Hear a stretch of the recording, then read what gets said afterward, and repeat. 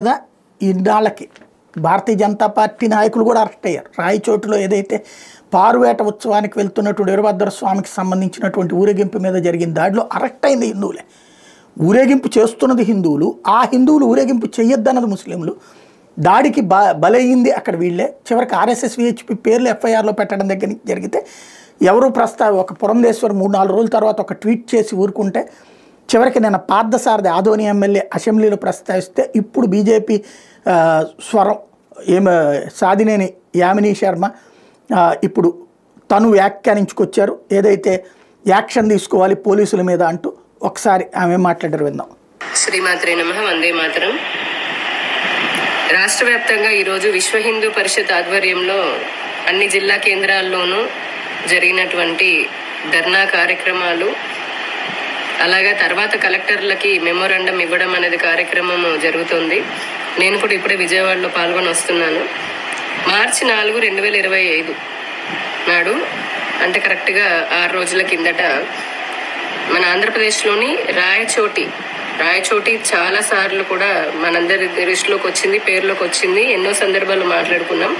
మరీ ముఖ్యంగా ఇటీవల కాలంలో అయ్యప్ప స్వామి వాళ్ళు వెళ్తున్నటువంటి బస్సు పైన కొంతమంది ముస్లింలు రాళ్లతో దాడులు చేయడం అనే సందర్భంలో చాలా పెద్ద ఎత్తున గొడవలు జరిగాయి.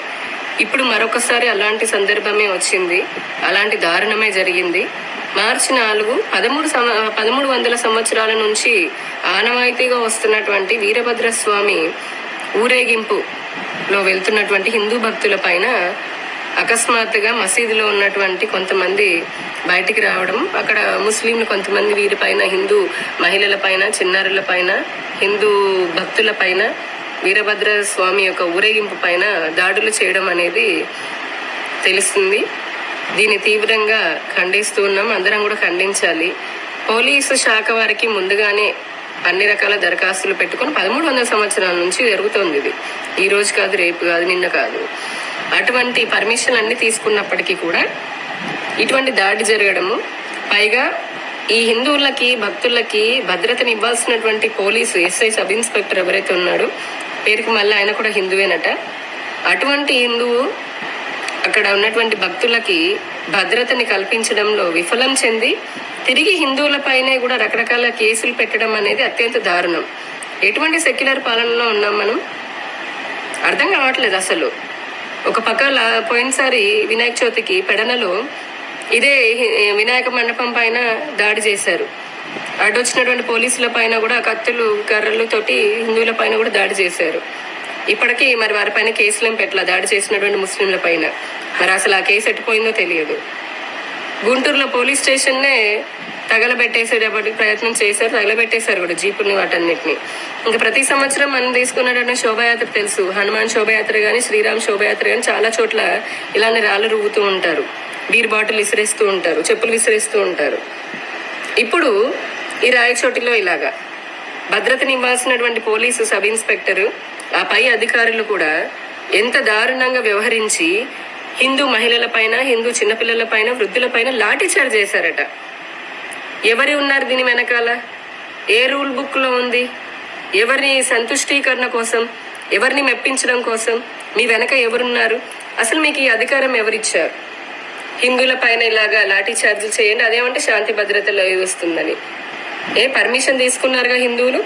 మరి అలాంటప్పుడు ఇటువంటిది ఏదైనా వాళ్ళు చేస్తారు అని చెప్పని గతంలో చేసినటువంటి జరిగిన సంఘటనలు ఉన్నాయి, రాళ్ళు రువ్వడాలు. అలా ఇక్కడ బేసిక్ విషయం ఏంటంటే, అసలు ప్రభుత్వం దీంట్లో ఈ రోజు వరకు డైరెక్ట్గా విశ్వ హిందూ పరిషత్ ఆర్ఎస్ఎస్ పేర్లే ఎఫ్ఐఆర్లో పెట్టేశారు, వాళ్లే చేయించేశారు అన్నటువంటి కోణం.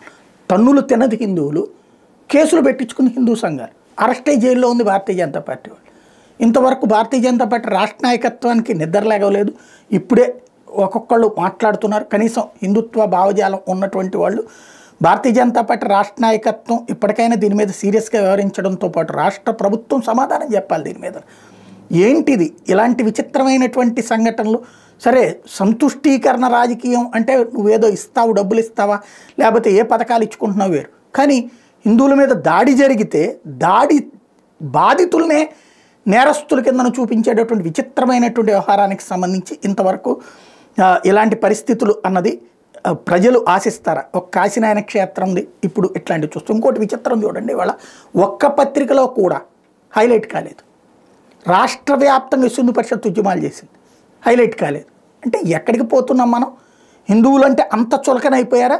పత్రికలకి టీవీలకి పట్టదా? అదే ఒకవేళ జగన్ ఉంటే కనుక పొద్దు నుంచి రాత్రి దాకా దాని మీద పుంకాను కథనాలతో పాటుగా డిబేట్లు చేస్తారు కదా.